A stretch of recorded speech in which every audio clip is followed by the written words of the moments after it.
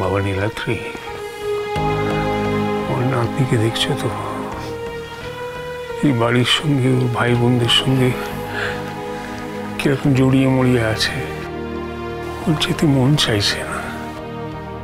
তাই বলছিলাম যে তুমি আর ও যদি কটা দিন এই বাড়িতে থেকে যাও। ওমা, এ কি কথা? আমার ছেলেটাকে ঘর জামাই করার তাল করছে না তো? নীলুর আমার মায়ের কথাই শেষ কথা, এ আমি কিছুতেই হতে দেব না। আমি বুঝতে পারছি আপনি কি বলতে চাইছেন। আসলে ও বাড়িরও তো কিছু আচার অনুষ্ঠান আছে যেগুলো মা পালন করতে চাইছেন। আপাতত প্রিয়া আমাদের বাড়িতে চলুক, ওর সঙ্গে ওর বোন বন্ধুরা ওরাও চলুক না, তারপর প্রিয়া না হয়ে এসে এই বাড়িতে কটা দিন থেকে যাবে।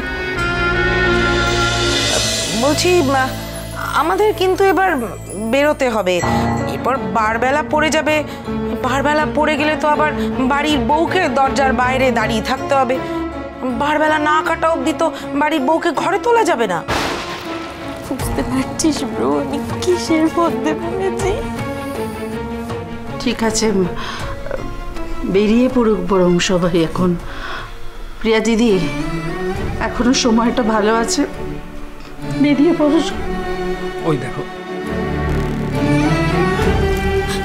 ব্রো, তোমরা একটু মাকে সামলে রেখো না। দেখো না, মা যেন উল্টো পাল্টা কিছু না করে, দেখিস। কিচ্ছু করবেন, কথা দিচ্ছি, আমি আছি তো। আমাদের তো এবার রওনা দিতে হবে, আপনারাও আসুন। এই নীলু, আয়।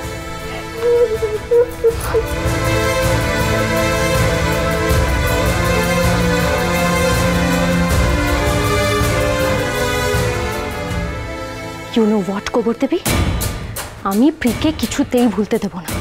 তুই কিভাবে ওর জীবনটা নষ্ট করে দিলি ফ্যাবলা চরণের সাথে ওর বিয়ে দিয়ে। প্রি তোকে কোনোদিনও ক্ষমা করবে না।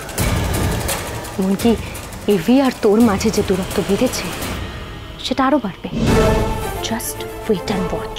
তাণ্ডবী, এই নোংরা খেলাগুলো খেলে তুই সত্যের সঙ্গে কখনো পারবি না। মা নদী কখনো ভুল সংকেত দিতে পারেন না। প্রিয়া আর দা ভাই সুখী হবেই, তুই দেখিস। আর দুজন মানুষ একে অপরকে চিনলে জানলে তাদের মিল হবেই, তুইও মিলিয়ে নিস।